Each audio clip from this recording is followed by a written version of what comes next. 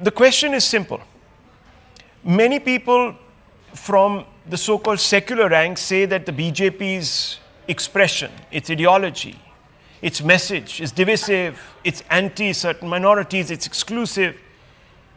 It is also anti-federal, at least their behavior. So why would someone like Jayant Chaudhary, who is very comfortably placed in his little pocket, transcending 3 geographies, why would you want to align with the Modi BJP? It's simple. We simply want to be on the side which has focus and clarity.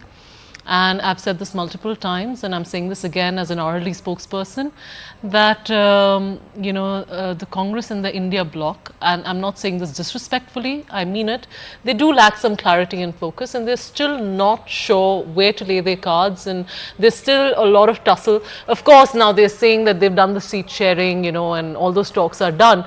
But for the longest time, they didn't have, any clarity on what they were expecting their alliance partners to do.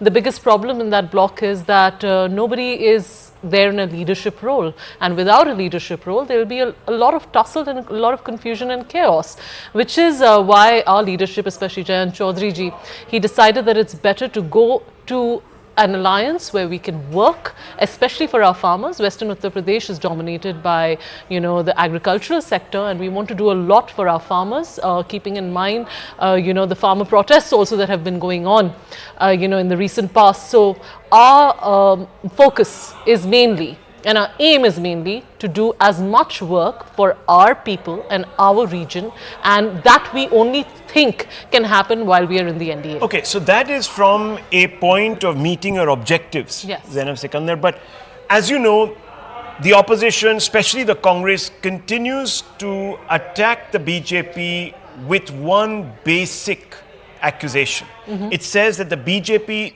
doesn't respect anyone besides itself. It's led by a dictator, an authoritarian authority who wants to concentrate powers, doesn't care even a smidgen about federalism, and most importantly, doesn't respect alliance partners. See, I think this question should be pointed at a BJP pravakta, but if you're asking me, as someone who has, as a party that has recently joined the NDA fold, I will clearly say that they do respect their alliance partners. I'm speaking from, what we have observed in our party.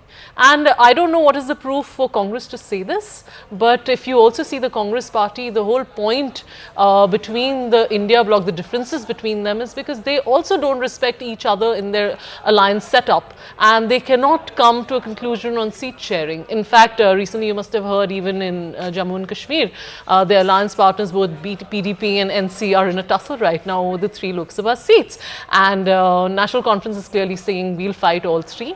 And in Kerala, you have a problem in Wayanad where the left says, look, we have the first right. So you're saying that Absolutely. The Congress is the last to speak. And yeah, it's very rich of them to say this comment, because these things take time. Okay, so let me just bring in Tehseen Poonawalla straight off, and also, of course, Banuchander Nagarajan. First to you, Banuchander Nagarajan, what's the thinking here? Why are we seeing suddenly the BJP lurching towards making these tie-ups? Is it nervous?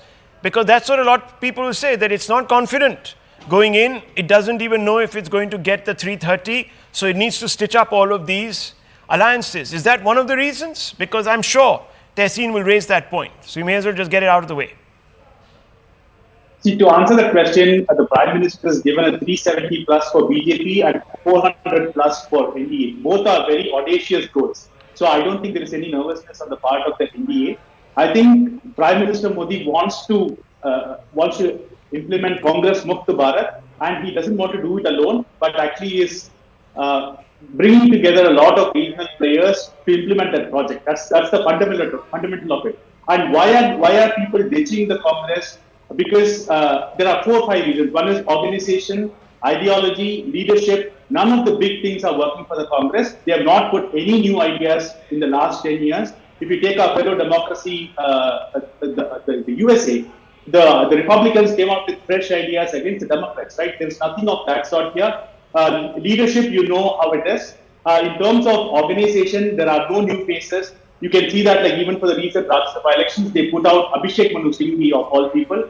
And even in the manifesto committee, there are no new people. P. Chidambaram is going to come and present the manifesto. And what signal is that going to send to people? Right? So I think the Congress is a sinking ship and nobody wants to join that ship. That's the fundamental of it.